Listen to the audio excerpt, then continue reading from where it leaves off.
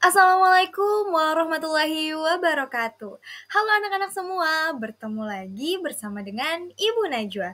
Ibu merupakan mahasiswa Universitas Pendidikan Indonesia yang sedang melakukan program penguatan profesional keguruan di SDN 1 Negeri Kidul. Di sini, Ibu akan membersamai anak-anak dalam proses pembelajaran pada kesempatan kali ini. Melalui video ini, kita akan sama-sama belajar pendidikan Pancasila dan kewarganegaraan di kelas 2, tepatnya bab 2, Aku Berperilaku Pancasila. Sebelum memulai pembelajaran hari ini, alangkah baiknya kita membaca doa terlebih dahulu. Pastikan anak-anak sudah dalam posisi sikap berdoa ya. Bismillahirrahmanirrahim. Rabbi zidni ilma warzuqni fahma waj'alni minas solihin. Ya Allah, tambahkanlah aku ilmu dan berilah aku karunia agar dapat memahaminya, dan jadikanlah aku masuk ke dalam golongan orang-orang yang soleh. Amin. Oke, sekarang mari bersama-sama kita nyanyikan lagu wajib nasional yaitu Garuda Pancasila.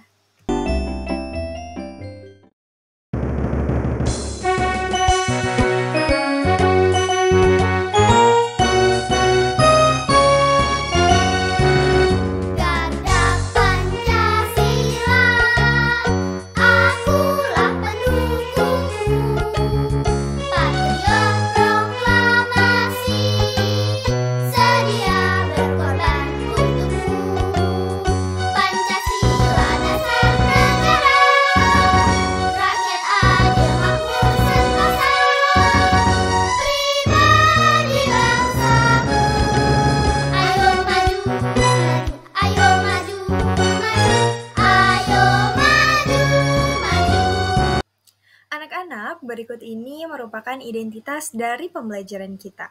Video ini akan memuat pembelajaran mata pelajaran PPKN fase A, kelas 2, bab 2, Aku Berperilaku Pancasila, dengan materi pokok, arti dan lambang Pancasila. Adapun tujuan pembelajaran kita yaitu kalian akan mampu mengenal simbol dan sila-sila Pancasila dalam lambang negara yaitu Garuda Pancasila, dan juga kalian dapat menerapkan nilai-nilai Pancasila di lingkungan rumah, serta kalian akan mampu mengenal para perumus Pancasila.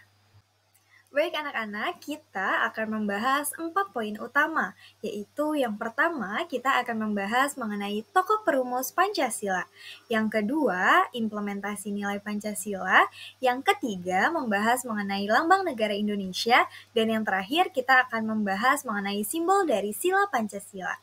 Oke, sebelum memasuki pembahasan, kita tepuk semangat dulu yuk. Tepuk semangat.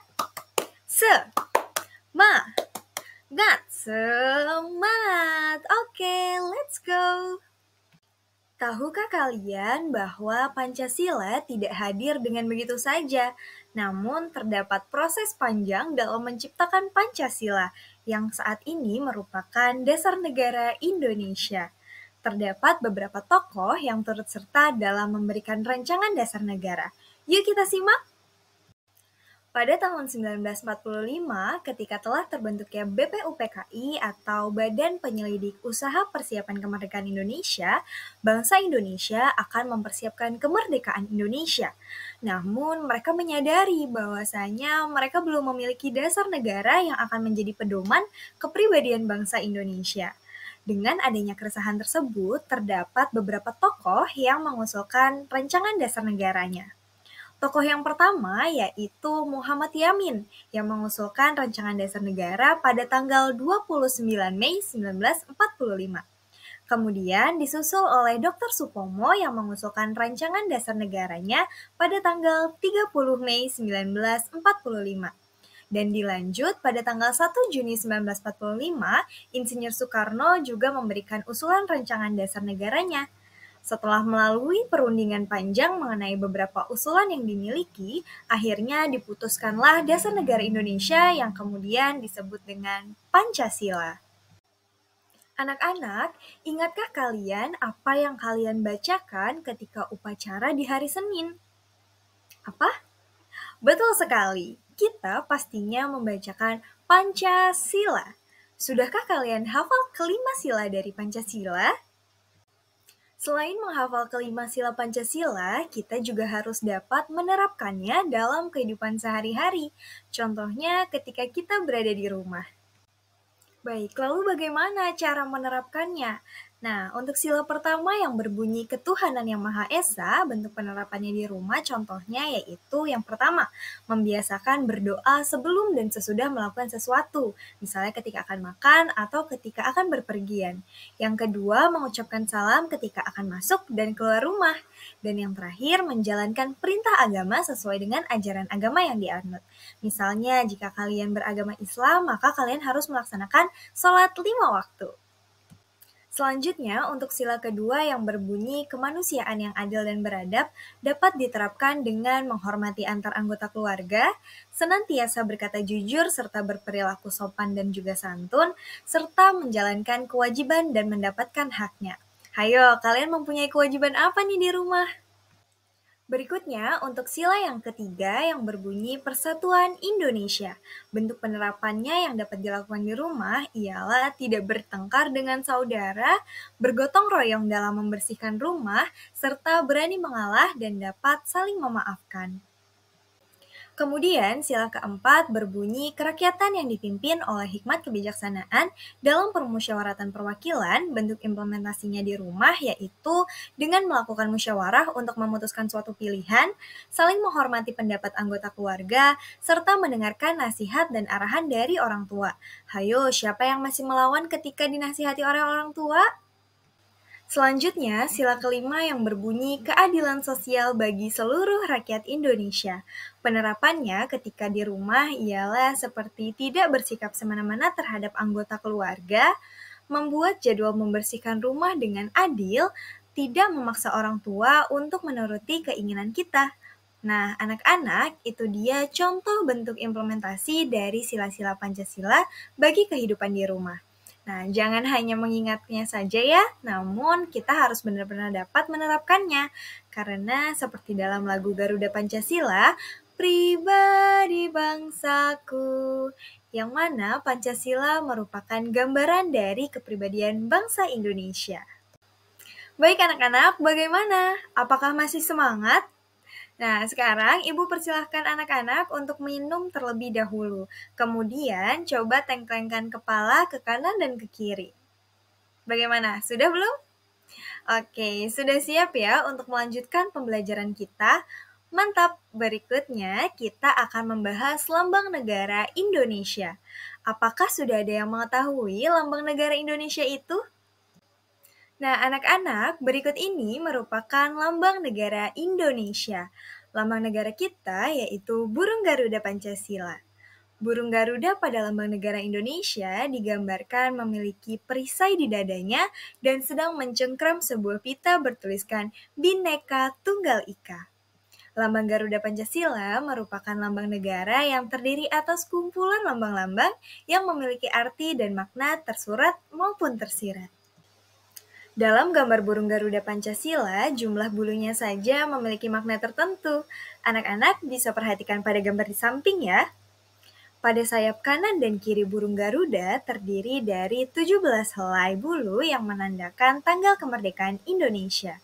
Kemudian pada ekor terdiri dari 8 helai bulu yang melambangkan bulan kemerdekaan Indonesia. Berikutnya, pada pangkal ekor burung Garuda terdiri atas 19 helai bulu dan juga pada leher terdiri atas 45 bulu yang mana keduanya melambangkan tahun kemerdekaan Indonesia. Nah, anak-anak, jika kita urutkan jumlah dari bulu pada burung Garuda, akan tersusun angka 17, 08, 1945 yang mana itu merupakan tanggal kemerdekaan Indonesia. Keren banget ya! Selain makna pada bulu burung Garuda, terdapat pula makna lainnya, seperti pemilihan burung Garuda yang melambangkan kekuatan dan gerak yang dinamis, kemudian pemilihan warna emas pada burung Garuda yang akan melambangkan keagungan, berikutnya burung Garuda mencengkram sebuah pita yang bertuliskan Bhinneka Tunggal Ika yang mana menandakan keberagaman negara Indonesia namun masih menjunjung persatuan dan kesatuan. Selanjutnya, pada dada burung Garuda terdapat perisai yang melambangkan perjuangan dan juga perlindungan. Garis pada perisai melambangkan garis khatulistiwa yang membelah kepulauan Indonesia. Kemudian, 5 bagian yang ada di dalamnya pun melambangkan sila-sila dalam Pancasila. Seperti yang sudah Ibu sampaikan sebelumnya, bahwa di dalam lambang negara kita yaitu Garuda Pancasila, terdapat pula simbol-simbol dari sila Pancasila. Yuk kita perhatikan sama-sama. Ayo coba simak gambar di samping. Pada bagian tengah berbentuk bintang yang melambangkan sila pertama. Sisi kanan berbentuk rantai melambangkan sila kedua. Sisi kanan berbentuk pohon beringin melambangkan sila ketiga. Lalu pada sisi kiri berbentuk kepala banteng melambangkan sila keempat. Dan sisi kiri yang berbentuk padi dan kapas melambangkan sila kelima. Setiap simbol pada sila Pancasila tentunya memiliki maknanya masing-masing. Seperti sila pertama Pancasila yaitu ketuhanan yang Maha Esa, dilambangkan dengan bintang, yang artinya masyarakat Indonesia beriman dan bertakwa kepada Tuhan yang Maha Esa. Kemudian sila kedua kemanusiaan yang adil dan beradab, dilambangkan dengan rantai yang memiliki makna bahwa bangsa Indonesia saling terkait erat, saling bahu-membahu, dan juga saling membutuhkan. Sila ketiga yaitu persatuan Indonesia yang dilambangkan dengan pohon beringin. Pohon beringin merupakan pohon besar yang bisa digunakan oleh banyak orang sebagai tempat berteduh di bawahnya. Hal tersebut dikorelasikan sebagai negara Indonesia, di mana semua rakyat Indonesia dapat berteduh di bawah naungan negara Indonesia. Sila keempat, kerakyatan yang dipimpin oleh hikmat kebijaksanaan dalam permusyawaratan perwakilan yang dilambangkan dengan kepala banteng. Kepala banteng memiliki filosofi sebagai hewan sosial yang suka berkumpul, seperti halnya musyawarah di mana orang-orang berdiskusi untuk melahirkan suatu keputusan. Yang terakhir, sila kelima, keadilan sosial bagi seluruh rakyat Indonesia, dilambangkan dengan padi dan kapas. Lambang padi dan kapas merupakan simbol pangan dan sandang yang menyeratkan makna bahwa syarat utama negara yang adil ialah yang bisa mencapai kemakmuran untuk rakyatnya secara merata. Oke anak-anak, tidak terasa kita telah tiba di penghujung pembelajaran. Coba apa saja ya yang hari ini telah kita pelajari? Betul sekali, kita telah mempelajari tokoh perumus Pancasila, lalu memaknai sila Pancasila dalam kehidupan di rumah, kemudian mengetahui lambang negara Indonesia yaitu Garuda Pancasila, dan juga kita mengetahui makna dari simbol-simbol Pancasila. Nah, anak-anak, Ibu harap kalian dapat memaknai pembelajaran hari ini. Tidak hanya dihafal ya, namun dapat kalian terapkan pada kehidupan sehari-hari. Dengan begitu, mari sama-sama kita ucapkan hamdalah. Alhamdulillahirabbil alamin. Ibu ucapkan terima kasih banyak kepada kalian semua karena telah mengikuti pembelajaran hari ini dengan sangat amat baik. Ibu tutup pembelajaran hari ini. Wassalamualaikum warahmatullahi wabarakatuh. Sampai jumpa lagi.